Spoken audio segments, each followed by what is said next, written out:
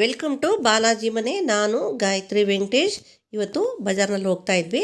ನನಗೆ ಇವೆಲ್ಲ ಐಟಮ್ಸು ಕಾಣಿಸ್ತಾ ಇದ್ವು. ಚೆನ್ನಾಗಿದೆ, ಎಲ್ಲವೂ ಚಳಿಗಾಲಕ್ಕೆ ಬರೋಂಥ ಐಟಮ್ಸೇ ಮಾರ್ತಾ ಇದ್ರು ಅಲ್ಲಿ. ನಾನು ಇದರಲ್ಲಿ ಒಂದು ಮ್ಯಾಂಗೋ ಜಿಂಜರ್ ಅಂತಂದು ಹೇಳಿ ಇತ್ತು. ಆ ಮ್ಯಾಂಗೋ ಜಿಂಜರ್ ತೊಗೊಂಬಂದು ಇದೆ ನೋಡಿ, ಮ್ಯಾಂಗೋ ಜಿಂಜರ್. ಇದರಿಂದ ಒಂದು ರೆಸಿಪಿ ಮಾಡಿ ತೋರಿಸ್ತಾ ಇದ್ದೀನಿ ನೋಡಿ. ಬನ್ನಿ, ಈಗ ಇದನ್ನು ರೆಸಿಪಿ ಮಾಡಿ ತೋರಿಸ್ತೀನಿ. ಇದ್ರ ಬಗ್ಗೆ ಸ್ವಲ್ಪ ಡೀಟೇಲ್ ಹೇಳ್ತೀನಿ. ಇದು ಮ್ಯಾಂಗೋ ಜಿಂಜರ್ ಅಂತಂದೇಳಿ ಆಡು ಭಾಷೆಯಲ್ಲಿ ಈಗೆಲ್ಲರೂ ಹೇಳ್ತಾ ಇದ್ದಾರೆ. ಇದು ಆ್ಯಕ್ಚುಲಿ ಇದು ಮ್ಯಾಂಗೋದು ಹಸಿ ಶುಂಠಿ.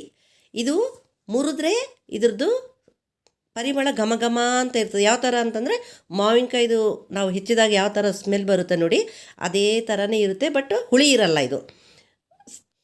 ಈಗ ನಾನು ಇದನ್ನು ಮುರಿದಿದ್ದು ತೋರಿಸ್ತಾ ಇದ್ದೀನಿ ನೋಡಿ. ಇದನ್ನು ನಾನು ಪಟ್ ಅಂತಂದೇಳಿ ಈ ಥರ ಮುರಿದ್ರೆ ನೋಡಿ, ಘಮ ಘಮ ಅಂತಂದೇಳಿ ನನಗೆ ಇಲ್ಲಿಂದನೇ ಎಷ್ಟು ಚೆನ್ನಾಗಿ ಅದರದ್ದು ಪರಿಮಳ ಬರ್ತಾ ಇದೆ, ಮ್ಯಾಂಗೋದು ಪರಿಮಳ ಬರ್ತಾ ಇದೆ. ಇದರಿಂದ ನಾವು ಚಿತ್ರಾನ್ನ ಮಾಡಿ ತೋರಿಸ್ತಾ ಇದ್ದೀನಿ ಈಗ. ಈ ಚಿತ್ರಾನ್ನಕ್ಕೆ ಇದು ಆನಿಯನ್ನು ಮತ್ತು ಗಾರ್ಲಿಕ್ಕು ಏನೂ ಹಾಕೋದಿಲ್ಲ. ಹಬ್ಬ ಇದರಲ್ಲಿ ಮಾಡ್ಕೋಬೋದು. ನೀವು ದೇವಸ್ಥಾನಕ್ಕೆ ಪ್ರಸಾದ ರೀತಿಯೂ ಕೊಡ್ಬೋದು. ಈಗ ಇದನ್ನು ಹೇಗೆ ಮಾಡೋದು ಅಂತಂದೇಳಿ ತೋರಿಸ್ಕೊಡ್ತೀನಿ. ಫಸ್ಟು ಇದನ್ನು ಈ ಶುಂಠಿ ಇರುತ್ತಲ್ಲ, ಇದ್ರದ್ದು ನಾವು ಮಾಮೂಲಾಗಿ ಹೆಂಗೆ ಶುಂಠಿದೆಲ್ಲ ಸಿಪ್ಪಿ ತೆಗಿತೀವಲ್ಲ, ಅದೇ ಥರ ಇದ್ರದ್ದು ಸಿಪ್ಪಿ ಅದೆಲ್ಲ ತೆಗೆದು ಎಲ್ಲ ನೀಟಾಗಿ ತೊಳೆದು ಇದನ್ನು ಚೆನ್ನಾಗಿ ನೀಟಾಗಿ ಈ ಥರ ಸಿಪ್ಪಿ ತೆಗೆದು ರೆಡಿ ಮಾಡಿ ಇಟ್ಕೋಬೇಕು. ಇದನ್ನು ಎಲ್ಲವನ್ನೂ ತೆಗೆದುಬಿಡ್ಬೇಕು. ಎಲ್ಲ ನಮ್ಗೆ ಎಷ್ಟು ಬೇಕೋ ನೋಡಿಕೊಂಡು ಆ ರೀತಿ ತೊಗೊಂಡು ಸಿಪ್ಪಿ ತೆಗೆದು ರೆಡಿ ಮಾಡಿ ಇಟ್ಕೊಳ್ಳಿ. ಈಗ ಇದನ್ನೆಲ್ಲ ಸಿಪ್ಪಿ ತೆಗೆದು ರೆಡಿ ಮಾಡಿ ಇಟ್ಕೊಂಡಿದ್ದೀನಿ ನೋಡಿ.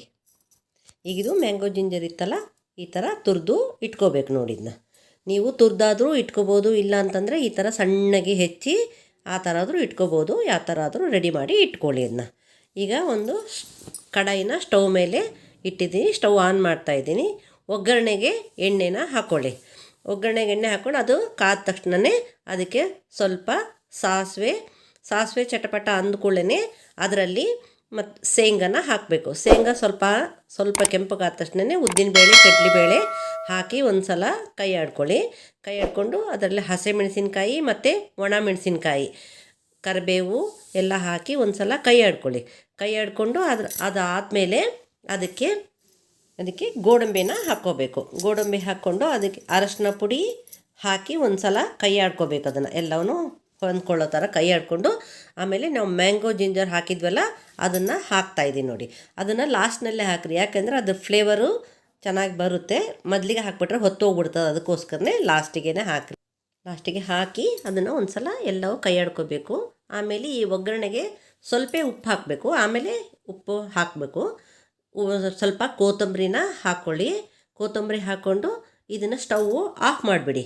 ಆಫ್ ಮಾಡಿದಾದಮೇಲೆ ಅದಕ್ಕೆ ಒಂದು ಅರ್ಧ ನಿಂಬೆಹಣ್ಣನ್ನು ಹಿಂಡಬೇಕು. ಅದಕ್ಕೆ ನಿಮ್ಗೆ ಎಷ್ಟು ಹುಳಿ ಬೇಕೋ ನೋಡಿಕೊಂಡು ಅಷ್ಟು ನಿಂಬೆಹಣ್ಣು ರಸ ಹಾಕ್ಕೊಂಡು ಎಲ್ಲವನ್ನು ಹೊಂದ್ಕೊಳ್ಳೋ ರೀತಿ ಎಲ್ಲವನ್ನು ಕೈ ಆಡಿಕೊಂಡು ಆದಮೇಲೆ ಅದಕ್ಕೆ ಸ್ವಲ್ಪ ಸಕ್ಕರೆನ ಹಾಕ್ಕೋಬೇಕು. ಇಲ್ಲ ಅಂತಂದರೆ ನಿಮ್ಮ ಮನೆಯಲ್ಲಿ ಪೌಡ್ರ್ ಬೆಲ್ಲ ಇತ್ತು ಅಂತಂದರೆ ಪೌಡ್ರ್ ಬೆಲ್ಲನೂ ಹಾಕ್ಕೋಬೋದು.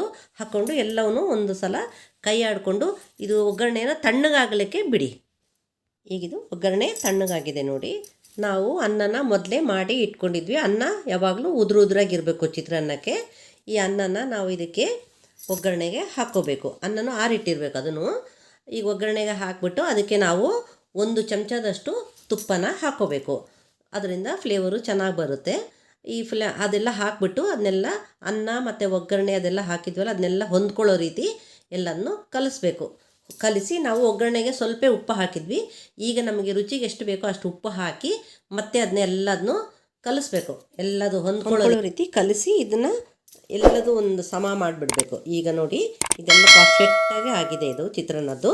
ಈಗ ನಾವು ಇದಕ್ಕೆ ಒಂದು ಮುಚ್ಚಳನ ಮುಚ್ಚಿಬಿಡ್ಬೇಕು. ಇದಕ್ಕೆ ಮುಚ್ಚಳ ಮುಚ್ಚಿ 1 ತಾಸು ಇದನ್ನು ಬಿಟ್ಬಿಡಬೇಕು. 1 ತಾಸು ಬಿಟ್ವಿ ಅಂತಂದರೆ ಅದರದ್ದು ಮ್ಯಾಂಗೋ ಜಿಂಜರ್ ಹಾಕಿದ್ವಲ್ಲ, ಮ್ಯಾಂಗೋ ಜಿಂಜರು ಮತ್ತು ಉಪ್ಪು ಖಾರ ಹುಳಿ ಎಲ್ಲ ಅನ್ನಕ್ಕೆ ಹೊಂದ್ಕೊಂಡು ಅದು ಎಷ್ಟು ಚೆನ್ನಾಗಿರ್ತದೆ ಅಂತಂದರೆ ತುಂಬ ರುಚಿಯಾಗಿರ್ತದೆ. ಒಂದು ಸಲ ಈ ರೀತಿ ಮಾಡಿ ನೋಡಿ ನನಗೆ ಕಮೆಂಟ್ ಮಾಡಿ ತಿಳಿಸಿ ಹೇಗಾಗಿದೆ ಅಂತಂದು ಹೇಳಿ. ಈ ವಿಡಿಯೋ ಇಷ್ಟವಾದಲ್ಲಿ ಲೈಕ್ ಮಾಡಿ, ಶೇರ್ ಮಾಡಿ. ಹೆಚ್ಚಿನ ವಿಡಿಯೋಗಳಿಗಾಗಿ ನಮ್ಮ ಚಾನಲನ್ನು ಸಬ್ಸ್ಕ್ರೈಬ್ ಆಗಿ.